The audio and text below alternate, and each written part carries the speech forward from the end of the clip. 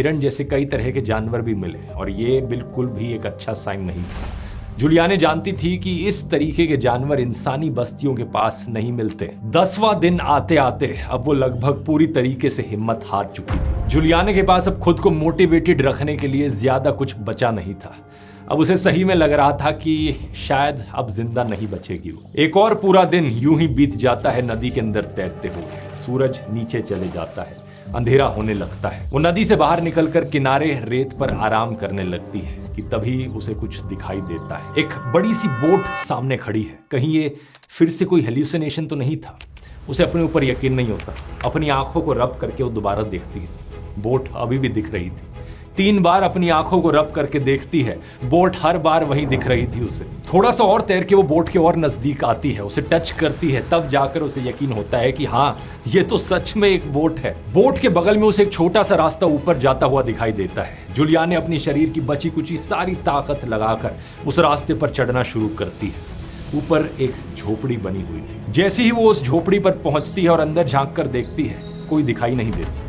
Actually में वहां कोई भी इंसान मौजूद नहीं था, लेकिन झोपड़ी के अंदर पेट्रोल जरूर रखा हुआ था। जूलियाने एक छोटी नली से पेट्रोल निकालती है और सीधा अपने हाथ के घाव पर बहा देती है ताकि अपने हाथ पर जो मैगेट्स थे उन्हें बाहर निकाला जा सके। ऐसा करने से उसे एकदम से बहुत तेज दर्द होता है, क्योंकि पेट्रोल से बचने के लिए वो कीड़े जो थे वो बॉडी के और अंदर घुसने की कोशिश करते हैं। धीरे धीरे करके वो कीड़े बाहर आने लगते हैं और वो एक एक करके जब निकालती है, गिनने लगती है, तो उसे पता चलता है कि यहाँ पर 30 कीड़े, 30 मैगेट्स जमे हुए थे। जूलियाने फैसला लेती है कि वो इसी झोपड़ी के अंदर बैठकर किसी इंसान के आने का इंतजार करेगी। रात हो जाती है। रात के बाद सुबह हो जाती है, लेकिन वहां कोई नहीं आता। वो दोबारा से सोचती है कि क्या और आगे बढ़ने की कोशिश की जाए, लेकिन उसके शरीर में अब बिल्कुल ताकत नहीं बची थी। अगले पूरे दिन अब वो बस वहीं बैठी रहती है, निराश और थकी हुई। लेकिन उस शाम को जब अंधेरा होने लगा था, तभी उसे कुछ आवाजें सुनाई देती है, इंसानों की आवाज। जूलियाने को लगा कि वो कहीं फिर से तो हेल्यूसिनेट नहीं कर रही है, लेकिन तभी उसने 3 लोगों को जंगल से बाहर आते देखा। इन लोगों ने जैसे ही जूलियाने को देखा, वो एकदम से डरकर पीछे हट गए। फटे हुए कपड़ों में एक वाइट लड़की, जिसकी आंखें सूजी हुई थी और शरीर पर इतने सारे घाव थे। उन्हें लगा कि ये कहीं कोई शैतान तो नहीं। अमेज़न के जंगल में दोस्तों लोगों की कई माइथोलॉजिकल कहानियां हैं, जैसे हर कल्चर में होती हैं। उनका मानना है याकू मामा पर एक बहुत ही बड़ा एनाकोंडा, जिसे मदर ऑफ वाटर कहा जाता है, एक जल देवी की तरह। Es hasta un barco le puede hacer hundir. Existe, son reales. इन लोगों ने उसकी कई कहानियां सुनी थी और यहाँ पर इस लड़की को इस हालत में देखकर उन्हें सही में लगा कि यह याकू मामा थी। जूलियाने उन्हें देखते ही अपनी सारी हिम्मत जुटाकर बोलने की कोशिश करती है। स्पेनिश में कहती है, मैं लांसा प्लेन क्रैश की बची हुई लड़की हूँ, मेरा नाम जूलियाने है।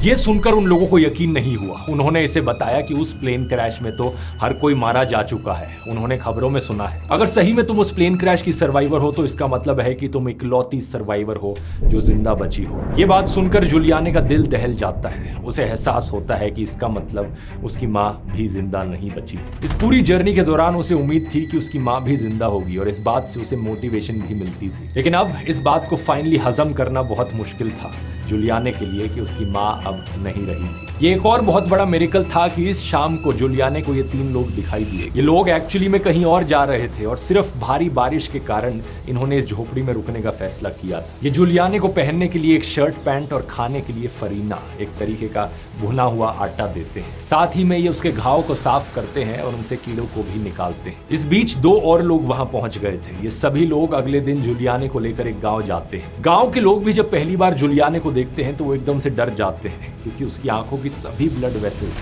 बर्स्ट हो चुकी थी, जिससे इसकी आंखें एकदम लाल पड़ चुकी थी। गांव में इसके घावों को और साफ किया जाता है और डिसइंफेक्ट किया जाता है। यहाँ से एक प्लेन के जरिए जूलियाने को यारीना कोचा ले जाया जाता है, जहाँ डॉक्टर्स उसे बेटर ट्रीटमेंट देते हैं। कुछ दिन बाद जूलियाने सही सलामत अपने घर जिंदा वापस लौटती है। कुल मिलाकर वो 11 दिन तक मौत से लड़ी, अमेज़न के घने जंगलों में अकेले सर्वाइव करी।